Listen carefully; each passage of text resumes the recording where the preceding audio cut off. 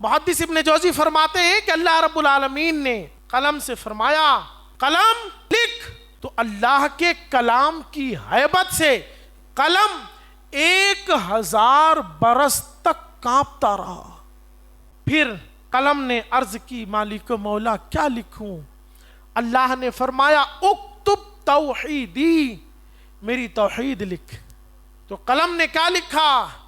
قلم نے لکھا لا الہ الا اللہ محمد الرسول اللہ۔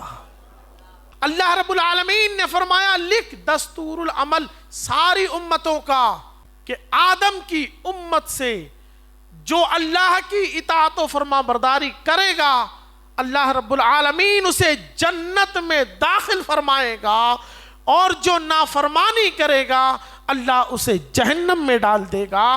اب قلم نے لکھنا شروع کیا، حضرت آدم علیہ السلام کی امت کے بارے میں لکھا، جناب نوح کی امت کے بارے میں لکھا، جناب ابراہیم کی امت کے بارے میں لکھا، جناب موسیٰ اور جناب عیسیٰ کی امت کے بارے میں بھی لکھا، نبیوں کی امتوں کے بارے میں لکھا کہ جو اللہ کی اطاعت و فرما برداری کرے گا اللہ اسے جنت میں داخل فرمائے گا، اور جو نافرمانی کرے گا اسے جہنم میں داخل فرما دے گا۔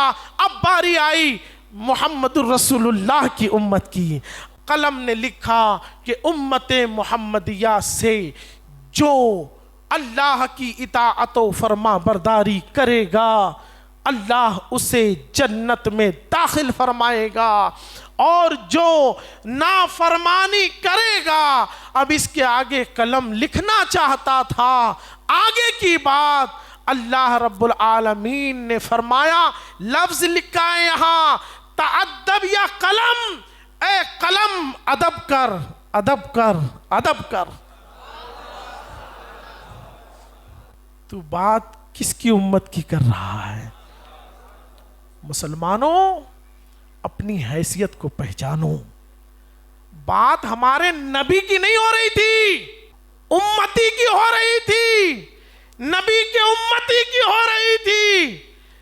نبی کی امت کے تذکرے کے بارے میں میرے رب نے قلم کو روک دیا، اور صرف روکا نہیں، کیا فرمایا؟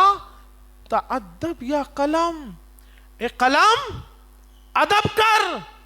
جب اتنا بول کے رک جایا جاتا ہے، کوئی اپنے دادا سے بات کر رہا ہو اور تھوڑی اونچی آواز نکال دے تو دوسرا کوئی ٹوکتا ہے تو صرف اتنا کہتا ہے ادب کر، زیادہ لمبی بات نہیں بولتا، کہتا ادب کر، باقی ساری بات اسی کے اندر پوشیدہ رہتی ہے۔ ادب کر، سامنے دیکھ تو بات کس سے کر رہا ہے۔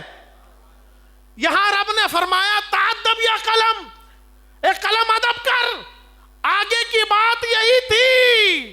ذرا غور کر تو کس کے بارے میں بات کر رہا ہے، تو کسی اور امت کے بارے میں نہیں، میرے محبوب کی امت کے بارے میں لکھ رہا ہے۔